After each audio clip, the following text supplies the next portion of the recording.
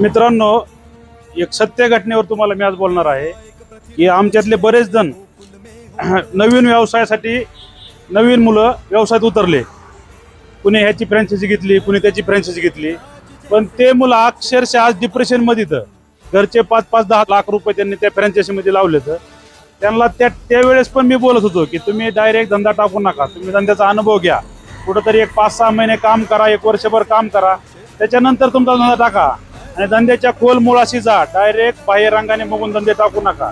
मित्रांनो, माझी तुम्हाला विनंती, धंदा कुठला बी असू द्या, धंद्याला प्रामाणिकपणे वेळ द्या. लगेच बाह्य रंगाने बघून, लगेच मोठे मोठे स्वप्न बघून त्याच्यामध्ये अडकू नका.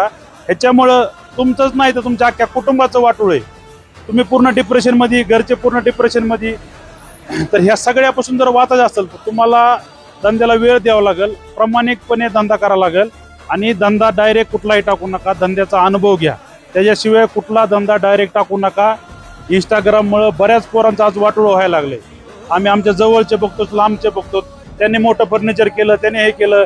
हे लोक व्हिडिओमध्ये दाखवतात, ते फक्त 10% असतं, पण 90% यांच्या मागे भरपूर प्रॉब्लेम असतात, ते तुम्हाला दिसत नाहीत.